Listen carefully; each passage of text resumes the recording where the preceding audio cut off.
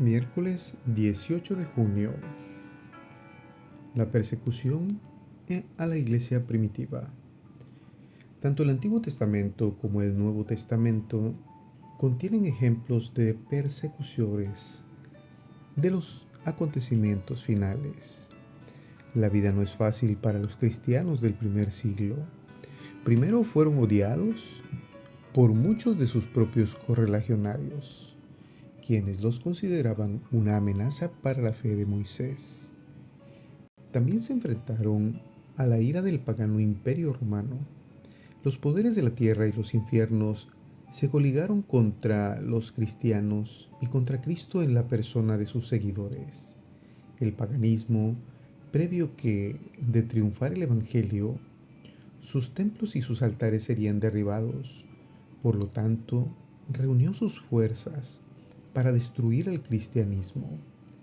Se encendieron los fuegos de la persecución. El conflicto de los siglos, página 43.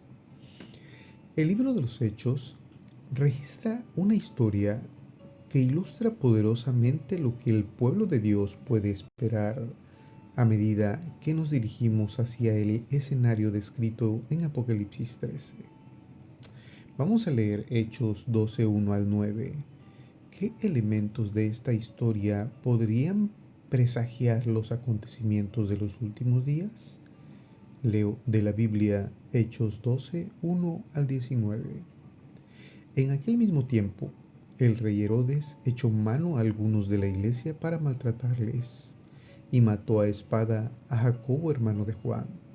Y viendo que esto había agradado a los judíos, procedió a prender también a Pedro. Eran entonces los días de los panes sin levadura. Y habiéndole tomado preso, le puso en la cárcel, entregándole a 4 grupos de 4 soldados cada uno, para que lo custodiasen, y se proponía sacarle al pueblo después de la Pascua. Así que Pedro estaba custodiado en la cárcel. Pero la iglesia hacía sin cesar oración a Dios por él. Y cuando Herodes le iba a sacar, aquella misma noche estaba Pedro durmiendo entre 2 soldados, sujeto con 2 cadenas, y los guardas delante de la puerta custodiaban la cárcel.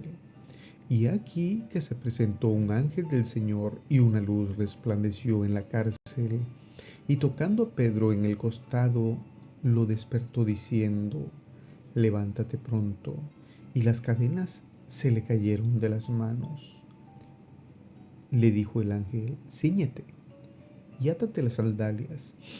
Y lo hizo así. Y le dijo: envuélvete en tu mano y sígueme. Y saliendo le seguía, pero no sabía que era verdad lo que hacía el ángel, sino que pensaba que veía una visión. Habiendo pasado la primera y segunda guardia, llegaron a la puerta de hierro que daba a la ciudad, la cual se les abrió por sí misma, y salidos pasaron a una calle, y luego el ángel se apartó de él. Entonces Pedro, volviendo en sí, dijo: ahora entiendo verdaderamente que el Señor ha enviado su ángel y me ha librado de la mano de Herodes y de todo lo que el pueblo de los judíos esperaba. Y habiendo considerado esto, llegó a casa de María, la madre de Juan, el que tenía por sobrenombre Marcos, donde muchos estaban reunidos orando. Cuando llamó Pedro a la puerta del patio, salió a escuchar una muchacha llamada Rode, la cual, cuando reconoció la voz de Pedro, de gozo no abrió la puerta, sino que corriendo adentro dio la nueva de que Pedro estaba a la puerta, y ellos le dijeron: estás loca. Pero ella aseguraba que así era. Entonces ellos decían: es su ángel. Mas Pedro persistía en llamar. Y cuando abrieron y le vieron, se quedaron atónitos. Pero él, haciéndoles con la mano señal de que se callasen, les contó cómo el Señor le había sacado de la cárcel y dijo: haced saber esto a Jacobo y a los hermanos. Y salió y se fue a otro lugar. Cuando se fue de día, hubo no poco alboroto entre los soldados porque había sido Pedro. Mas Herodes, habiéndole buscado sin hallarle, después de interrogar a los guardas, ordenó llevarlos a la muerte. Después descendió de Judea a Cesarea y se quedó allí.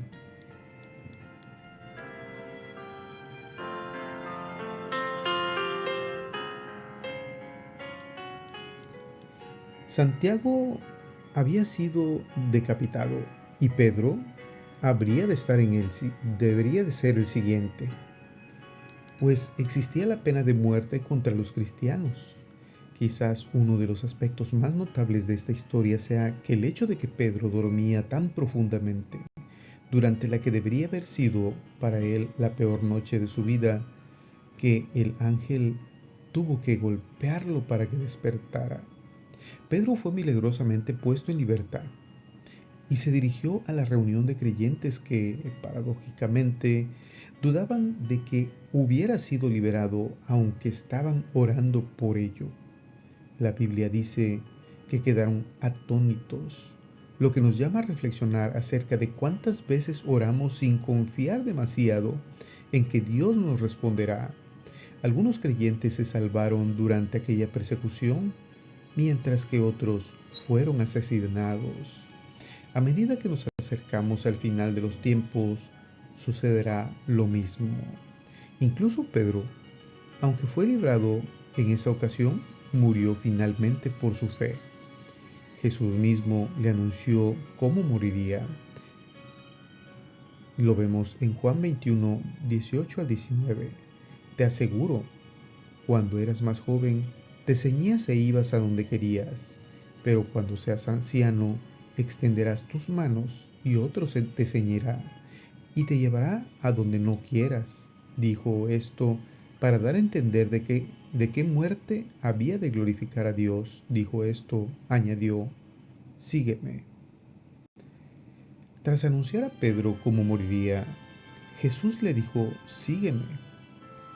Ahora, pregúntate y medita, ¿qué debería decirnos esto acerca de qué ni siquiera es riesgo de muerte debería impedirnos seguir al Señor?